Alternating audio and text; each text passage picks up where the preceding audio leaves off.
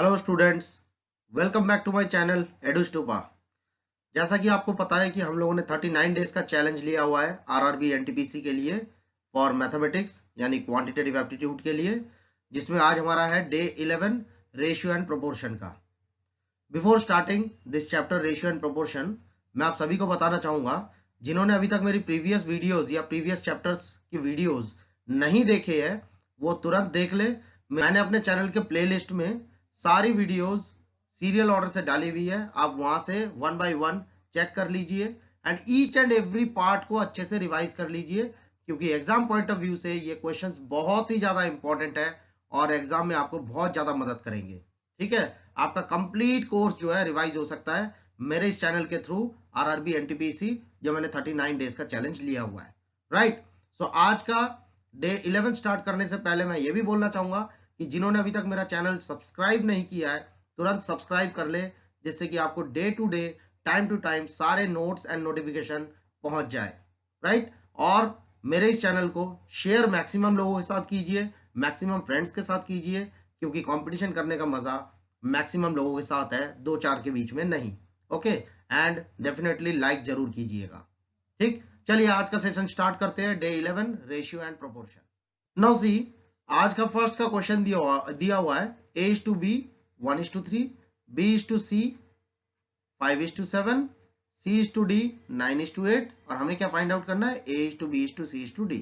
हमें find out करना है A:B:C:D। अब इसे कैसे निकालेंगे देखिए, यहां नोट कर लेते हैं हम लोग 1:3 को इस तरीके से 1 और 3, 5:7 को इस तरीके से 5 और 7, और C:D यानी 9:D को हम लोग लिख लेते हैं 9 और 8। ठीक है, हम लोगों ने इस तरीके से लिख लिया, और हमने देखिए B के नीचे B को लिखा है, आप यहाँ पे देख सकते हैं B के नीचे B को लिखा है और यहाँ पे C के नीचे C को लिखा है।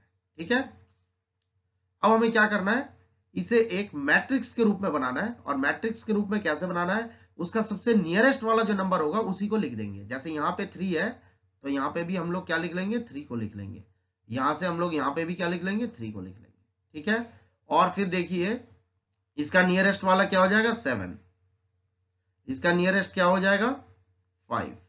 इसे एक मैट्रिक्स के रूप में बनाना है हमें। इसका नियरेस्ट क्या हो जाएगा 9, इसका नियरेस्ट क्या हो जाएगा 9, क्योंकि 9 का नियरेस्ट 9 ही होगा।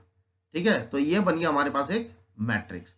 यानी इसे अगर मैं लिखना चाहूं तो इसे मैं इस तरीके से लिख सकता हूं 1 3 3 3 5 5 7 7 9 9 9 8। ठीक है, मैंने इसी चीज को रिपीट किया है, यहाँ पे क्लियरली शो किया है, यहां मैंने समझा दिया है, इसी को मैंने यहाँ पे शो कर दिया। अब क्या करना है, मुझे ये पूरा मल्टीप्लाई कर लेना है। तो कितना हो जाएगा, इसे मल्टीप्लाई करेंगे तो 8 7 जा 56, और 56 3 जा 168। ठीक है, 56 3 जा 168। तो अब इसको मल्टीप्लाई कर लेंगे तो कितना आ जाएगा, 7 9 जा 63, 63 इंटू 3 इज 189। ओके, उसके बाद ये मल्टीप्लाई कर लेंगे तो क्या आ जाएगा हमारे पास, 9 5 जा 45 और 12 यानी 135, और इसको मल्टीप्लाई कर लेंगे तो क्या आ जाएगा हमारे पास आ जाता है 9 5 जा 45, 45 1 जा 45। तो ये बन गया हमारे पास रेशियो। राइट, अब अगर ये सिंप्लीफाई होता है तो पूरा सिंप्लीफाई करेंगे। ठीक है, यस ये 3 से होता है, सो इट कम्स, अगर मैं इस पूरे को डिवाइड बाई 3 कर दूं तो मेरे पास क्या आ जाता है, 3 15 जा 3 4 जा 3 5 जा 3 6 जा 3 जा 3 5 जा 6 जा। So answer is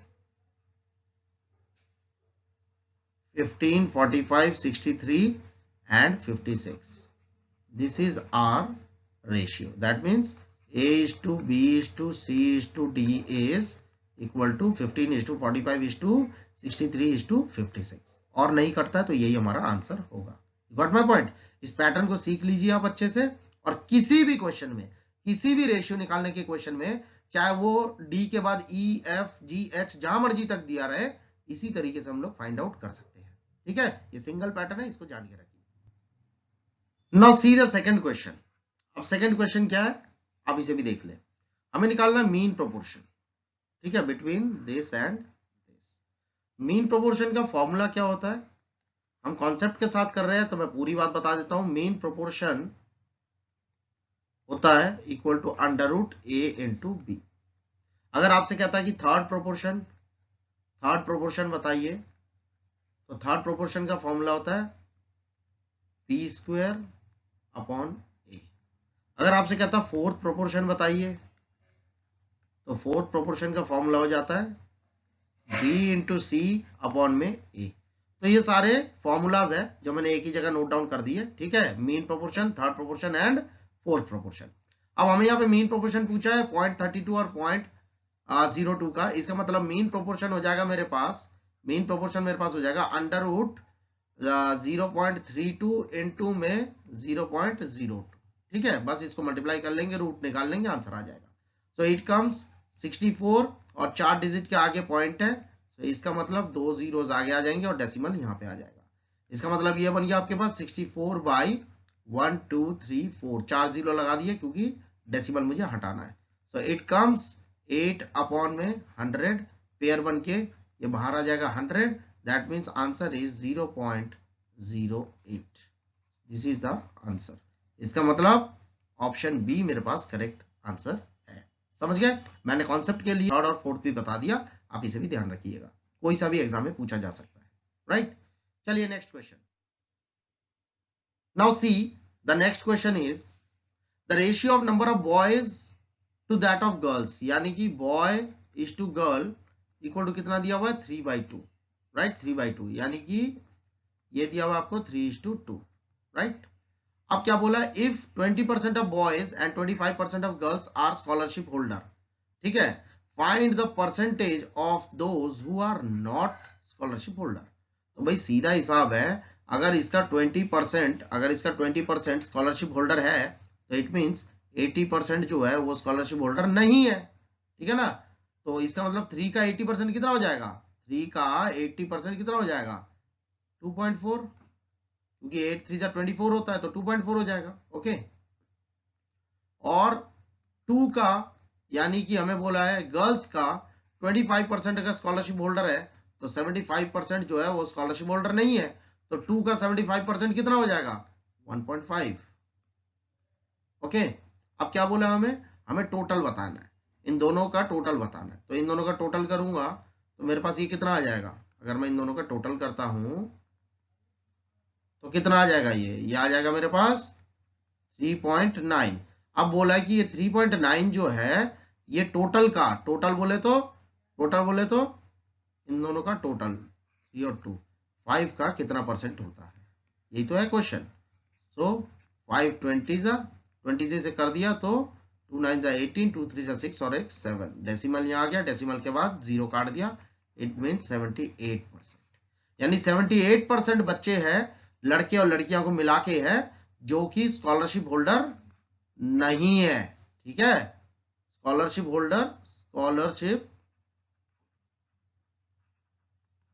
होल्डर नहीं है, नॉट अ स्कॉलरशिप होल्डर, ठीक है। बॉय प्लस गर्ल मिलाकर, ओके, बॉय प्लस गर्ल मिलाकर, यानी 78% is our answer. Got my point? चलिए नेक्स्ट क्वेश्चन। चलिए अब देख लेते हैं ये वाला क्वेश्चन। क्वेश्चन नंबर 4 क्या है कि यहाँ पे दिया हुआ है a/b equal to c/d is equal to e/f is equals to 1/2, यानी सबकी वैल्यू 1/2 के इक्वल है। यानी हम कह सकते हैं a/b इज इक्वल टू 1/2 है, c/d इज इक्वल्स टू 1/2 है एंड e/f भी 1/2 है, ठीक है। तो यहां से हम लोग a की वैल्यू क्या बोलेंगे b/2, क्रॉस मल्टीप्लाई कर लिया हम लोगों ने यहाँ पे, ओके। सो इसी तरीके से c की वैल्यू क्या आ जाएगी हमारे पास d/2, और ऐसे ही e की वैल्यू हमारे पास क्या आ जाएगी f/2, ठीक है। अब हमें क्या करना है, इसकी वैल्यू निकालना है, तो हमें यहाँ पे बस प्लेस कर देना इस वैल्यू को। सो हमें क्या आ जाएगा 3 इंटू में a की वैल्यू क्या है b/2, यहाँ लिख दिया b/2 प्लस 5 इंटू में d/2, ये लिखा हुआ है c की वैल्यू, प्लस 7 इंटू में e की वैल्यू ये है f/2। बात समझ में आ गई? होल अपॉन में लिखा हुआ है, देखिए ये वाला पार्ट, ये लिखा हुआ है, इसको यहाँ पे लिख लेते हैं 3b प्लस 5d प्लस 7। ठीक है, अब आगे इसे कर लेंगे। तो अगर हम यहां से कॉमन ले लेते हैं 1/2 तो हमारे पास क्या बचता है इस पूरे में से। अगर मैं इस पूरे में से देखिए, अगर मैं इस पूरे में से 1/2 कॉमन ले लेता हूं, यहाँ पे 1/2 मैं कॉमन ले लेता हूं तो मेरे पास अंदर क्या बचता है, अंदर बचेगा मेरे पास 3b plus 5d plus 7f, ये बचेगा मेरे पास। ओके, और अपॉन में लिखा हुआ है 3b plus 5d plus 7f, तो ये कैंसिल हो गया। सो आंसर कितना आ गया मेरे पास 1/2। So answer is 1/2। इसका मतलब ऑप्शन ए हमारा करेक्ट आंसर है। समझ गए? चलिए नेक्स्ट क्वेश्चन। अब ये एक बहुत ही इंटरेस्टिंग क्वेश्चन है, बहुत इंपॉर्टेंट क्वेश्चन भी है एग्जाम पॉइंट ऑफ व्यू से। कई बार क्वेश्चन में पूछा गया है, ठीक है ना, कई बार क्वेश्चनरी में ये देखा गया है, एग्जाम्स में पूछा गया है। तो क्या बोला कि 117 को PQR के रेशियो में बांटना है, यानी 1:2, ठीक है, यानी 1/2 को 1/3 को 1/4 में बांटना है। बट बाय मिस्टेक ये कैसे इसको रेशियो में ले लेता है 2:3:4, ठीक है। तो इस हिसाब से इसमें किसको फायदा पहुंचा, यानी कौन गेन कर रहा है, P कर रहा है, Q कर रहा है, या R कर रहा है, या तीनों ही कर रहे हैं, या इनमें से कौन कौन गेन कर रहा है, हमें ये बताना है, राइट। तो निकाल लेते हैं। सबसे पहले 117 के हिसाब से हमें करना है। तो सबसे पहले तो इस पार्ट का करना है, दैट मीन्स इसके हिसाब से 1/2 1/3 1/4 लिखा हुआ है। तो क्या करते हैं इसमें, सबसे पहले एलसीएम लेंगे। तो एलसीएम कम्स 12, क्योंकि 2 का 3 का और 4 का एलसीएम आता है 12। ओके, अब इसे सॉल्व करेंगे तो 2 से इसे डिवाइड करेंगे 6 को ऊपर से मल्टीप्लाई करेंगे तो 6 ऐसी 3 को करेंगे तो आ जाएगा 3 4 जा और 4 1 जा 4, ऐसी 4 को करेंगे तो 3 3 1 जा 3। तो हमारे पास क्या आ गया फाइनली 6:4:3, और नीचे इसको लिखने की जरूरत नहीं है, तो हमारे पास आ जाता है 6:4:3, क्योंकि ये 12 सबके लिए है तो इस और लिखने की जरूरत नहीं है। तो फाइनली हमारे पास आ गया 6:4:3, राइट। अब P का निकालेंगे तो हमारे पास कितना आ जाएगा 6 अपॉन में, P का कैसे निकलेगा हमारे पास, ये 6 अपॉन में टोटल ये पूरा, ठीक है। तो कितना आता है 6 + 4 10, 10 और 3 13, ओके, इनटू में ये वाला 117, यानी 117 को ही तो शेयर निकालना है ना, उसी के तो 3 शेयर निकालने हैं ना। तो यहाँ पे आ जाएगा 13 9 जा एंड 9 6 जा 54, तो P का शेयर आ गया 54 आउट ऑफ 117।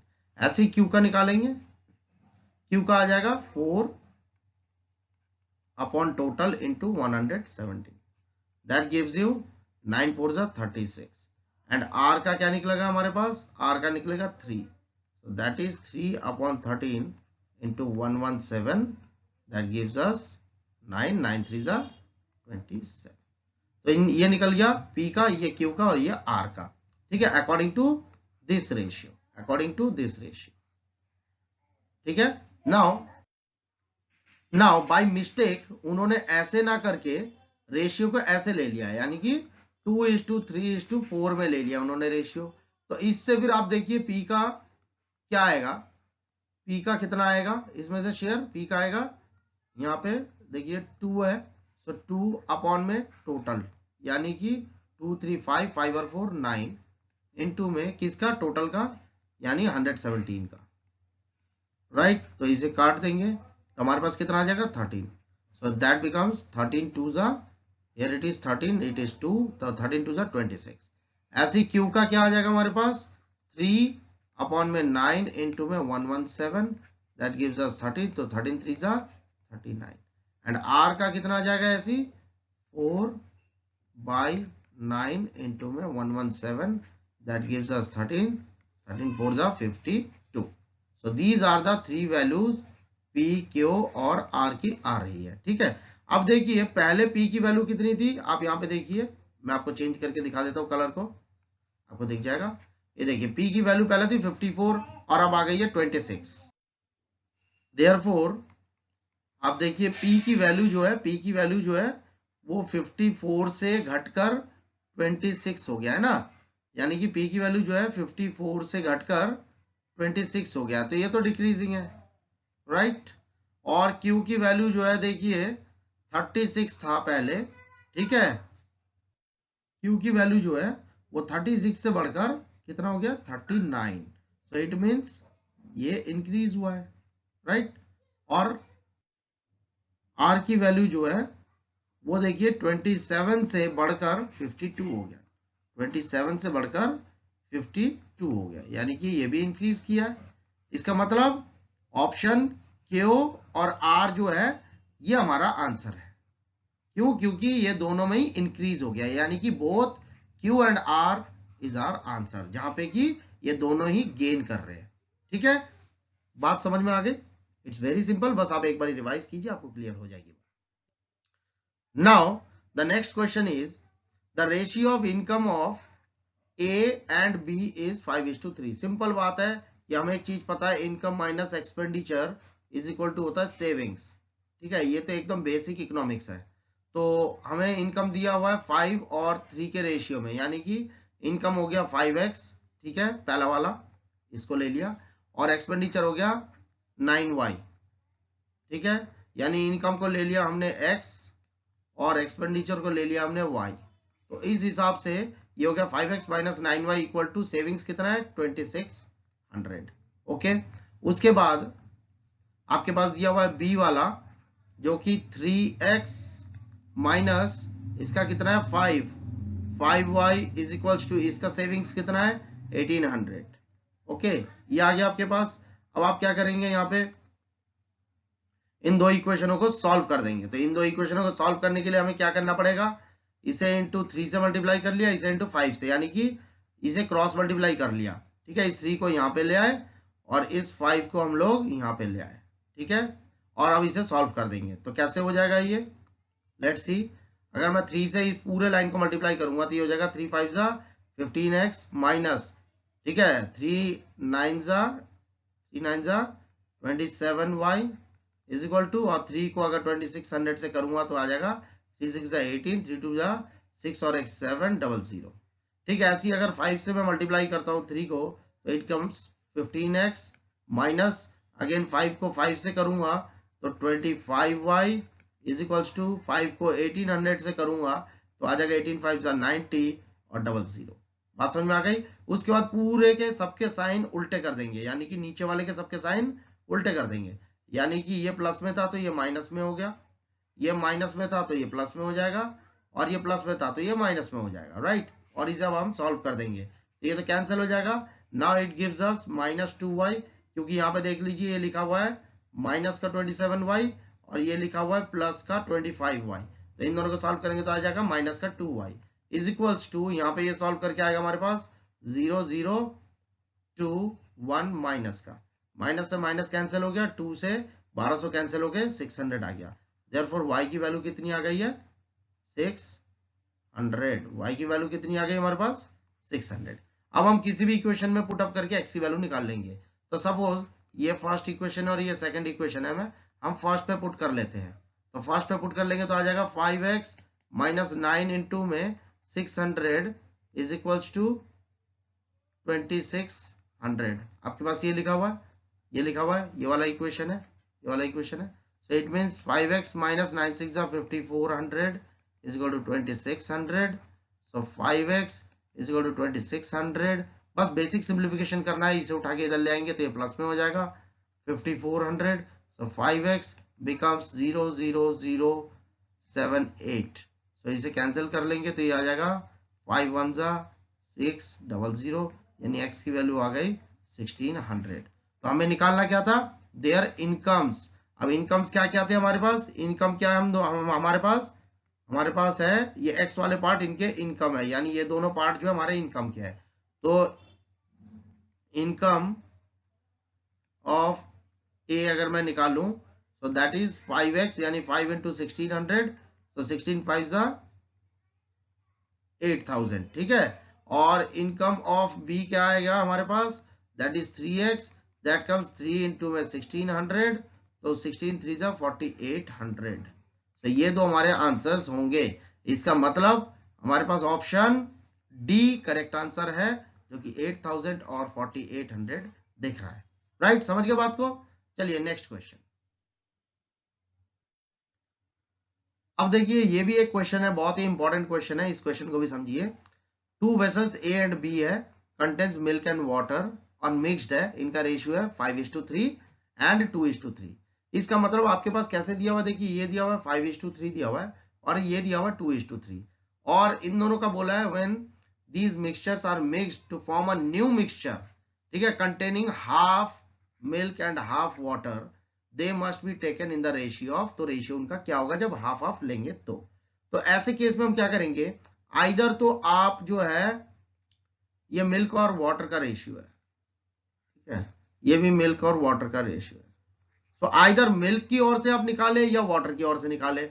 मैं मिल्क की ओर से निकाल लेता हूं, तो इट कम्स 5/8, ये पूरे का टोटल, ठीक है, and here it is milk is 2 और टोटल आ जाएगा आपके पास 5।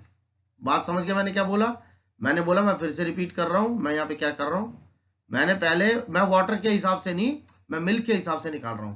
तो मिल्क है यहाँ पे 5, तो ये 5 हमने यहाँ पे लिख लिया, ठीक है, और अपॉन में ये टोटल ले लिया हमने, ठीक है, दैट इज 8। और ऐसे ही यहाँ पे मिल्क है 2, ठीक है, और टोटल हो गया आपके पास 5, तो ये ले लिया हमने 5, ओके। और उसके बाद बोला है दोनों का मिक्सचर जो है वो है हाफ, यानी हाफ को हमने यहाँ पे लिख लिया, हाफ और हाफ बोला है ना।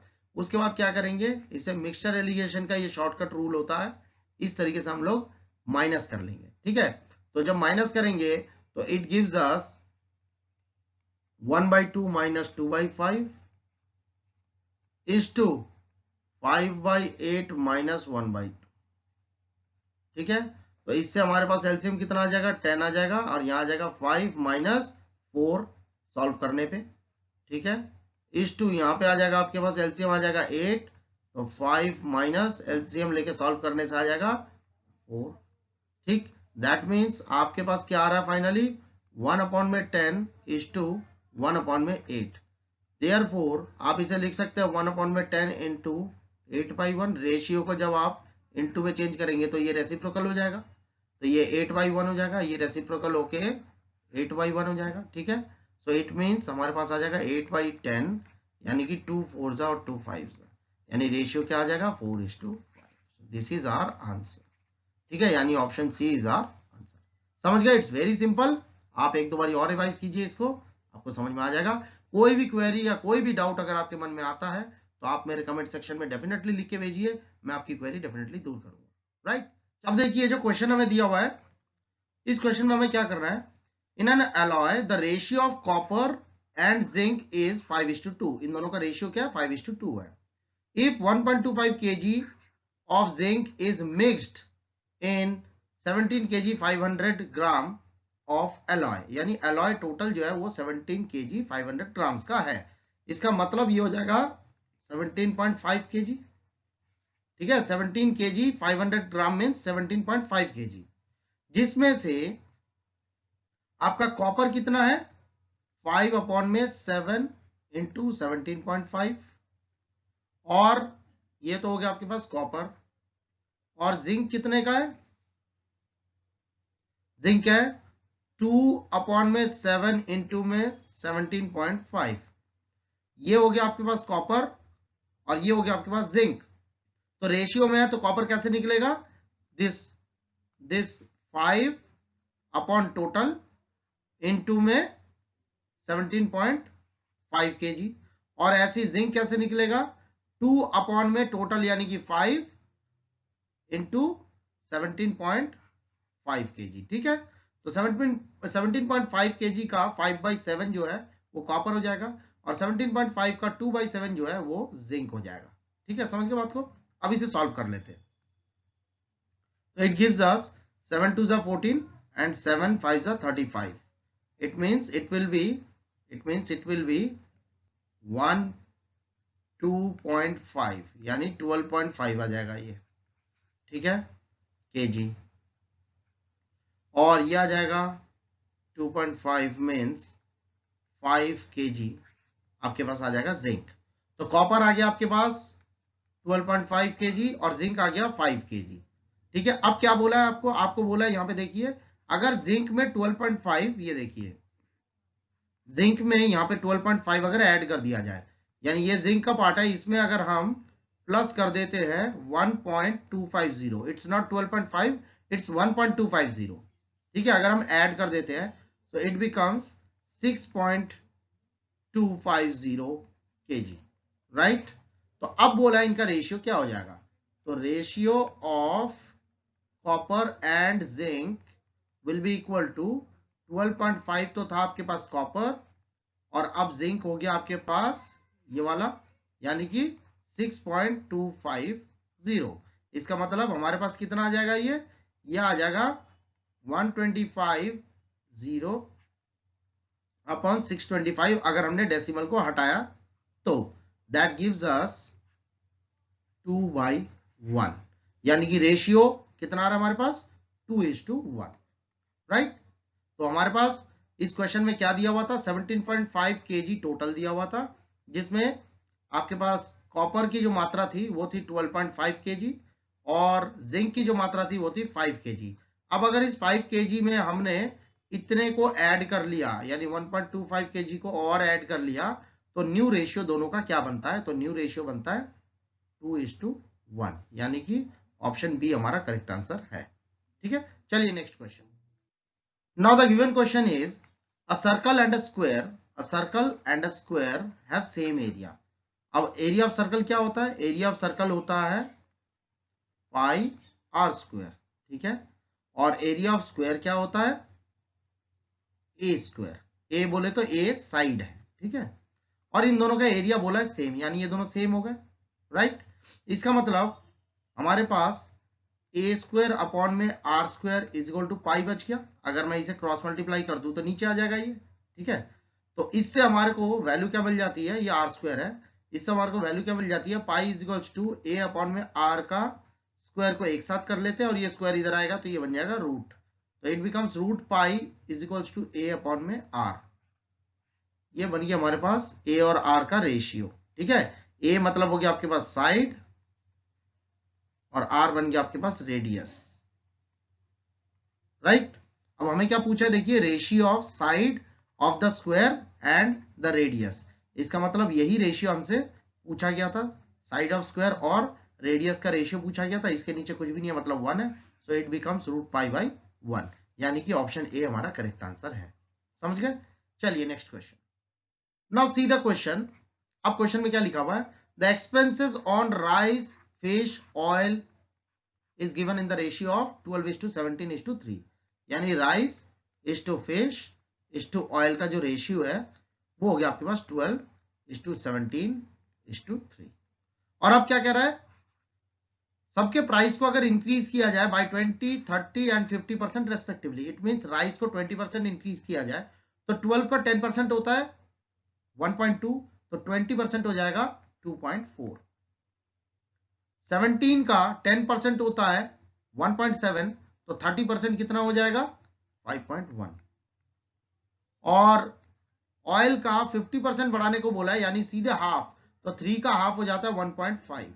ओके, अब क्वेश्चन में पूछा है the total expenses of the family are increased by, कितना बढ़ जाता है, so it will be increased by this part, ये इतना बढ़ जाता है, इसका टोटल किया तो कितना आ जाएगा हमारे पास 9। ठीक है, अब ये 9 जो है ये कितना परसेंट है, क्वेश्चन में यही पूछा है, ये 9.0 आता है तो डेसिमल के बाद 0 कैंसिल हो जाता है, ये जो 9 है ये कितना परसेंट है, किसका, टोटल का।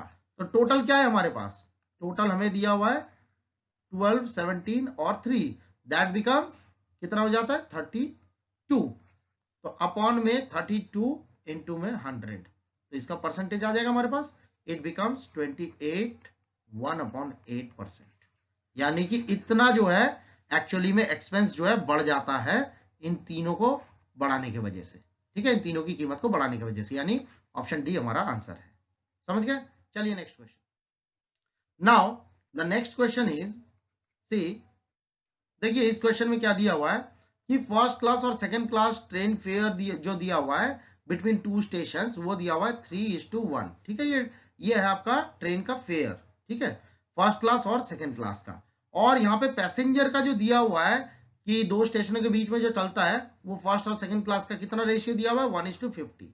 ठीक है, ये पैसेंजर का रेशियो दिया हुआ है। इसका मतलब टोटल अमाउंट कैसे निकालते हैं हम लोग? टोटल अमाउंट निकालते हैं, देखिए fair into number of passengers.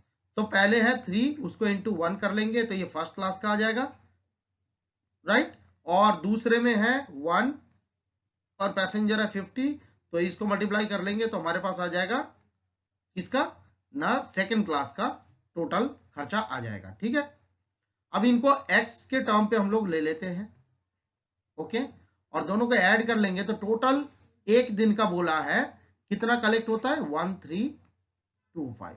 So this is the equation. तो ये बन जाएगा 3x plus 50x is equal to 1325, equation form हो गया। So that gives us 53x is equal to 1325। तो इसे अगर हम लोग कैंसिल करें तो हमारे पास क्या आ जाता है? इसे कैंसिल करने पे तो ये आ जाता है 25, यानी कि देयरफॉर x की वैल्यू कितनी आ रही है हमारे पास 25। अब हमें क्या पूछा है देखिए यहाँ पे, then the amount collected from the second class passengers. Second class passengers, तो सेकंड क्लास पैसेंजर का कितना था? सेकंड क्लास पैसेंजर का ये वाला पार्ट था हमारे पास, ये वाला पार्ट था, राइट, यानी कि 50x है हमारे पास सेकंड क्लास पैसेंजर का। तो सेकंड क्लास पैसेंजर का जो अमाउंट है, अमाउंट जो है वो कितना आ जाएगा 50 into 25, that gives us ₹1250। This is your answer. इसका मतलब ऑप्शन ए हमारा करेक्ट आंसर है। समझ गए? इसे बस इक्वेशन को ठीक ढंग से फॉर्म कीजिएगा और कुछ नहीं है, एंड बेसिक तरीके से सिंप्लीफाई करना है। आप बार बार क्वेश्चन को पढ़िए और बार बार प्रैक्टिस कीजिए, जैसे मैं बता रहा हूं आपको ये बात बिल्कुल क्लियर हो जाएगी। बहुत इंपॉर्टेंट और बहुत इजी क्वेश्चन है, कोई टफ नहीं है ये, बस practice makes a man perfect. आप मैक्सिमम टाइम्स प्रैक्टिस कीजिए, आपको सब कुछ इजी लगेगा। चलिए नेक्स्ट क्वेश्चन। अब देखिए जब भी ऐसे क्वेश्चन दिया होता है कि वेरीज डायरेक्टली, जैसे यहाँ पे लिखा हुआ है y varies directly to this, इसका मतलब क्या हो जाएगा y equal to k times of x plus 3। अब ये k जो है k इज एनी कांस्टेंट, ठीक है, कोई भी कांस्टेंट वैल्यू हो सकता है k, राइट। अब यहाँ पे क्वेश्चन में क्या दिया हुआ है देखिए, वेयर y इक्वल टू 8 है और x इक्वल टू 1 है। Here y इक्वल टू 8 है और x इक्वल टू 1 है इस केस में, ठीक है, इस केस के लिए। तो फिर हम क्या करेंगे, इन वैल्यूज को इसमें पुट अप कर देंगे तो हमारे पास क्या आ जाएगा 8 is equal to k into x की जगह 1, ये 1 है ना x की जगह, प्लस 3, ठीक है। तो 8 इज इक्वल टू 4k हो जाएगा, 4 से इसे कैंसिल कर दिया 2, देयरफॉर k की वैल्यू हमारे पास कितनी आ गई 2 आ गई, ठीक है। अब k की वैल्यू 2 है तो इसे अगर हम फर्स्ट इक्वेशन मान ले, सपोज इसे हम फर्स्ट इक्वेशन मान ले, support the value of k in first equation. तो फर्स्ट इक्वेशन में आप रख दीजिए, तो y is equals to 2 into x plus 3, यही लिखा हुआ है हमारे पास, ये लिखा हुआ है ना इक्वेशन, इक्वेशन नंबर 1 ये लिखा हुआ ना। तो यहाँ पे हमने क्या किया, k की वैल्यू को पुट अप कर दिया, ये 2, ठीक है। और यहाँ पे क्या लिखा हुआ है, हेयर x इक्वल टू 2, ये दिया हुआ है x इक्वल टू 2, तो y की वैल्यू क्या होगी, तो सिंपल है बिल्कुल, y इक्वल टू 2 इंटू में x की जगह क्या लिखेंगे 2 plus 3, so that gives us 2 into 5 यानी कि 10, तो यानी कि y की वैल्यू कितनी आ गई 10, तो यही हमारा आंसर है। इसका मतलब यहाँ पे अगर x इक्वल टू 2 है तो y की वैल्यू क्या आ रही है 10, ये हमारा आंसर हो गया, राइट, समझ गए। चलिए अब चलते हैं नेक्स्ट क्वेश्चन की। अब देखिए ये क्वेश्चन दिया हुआ है, ये भी बहुत सिंपल क्वेश्चन है, बहुत इजी क्वेश्चन है।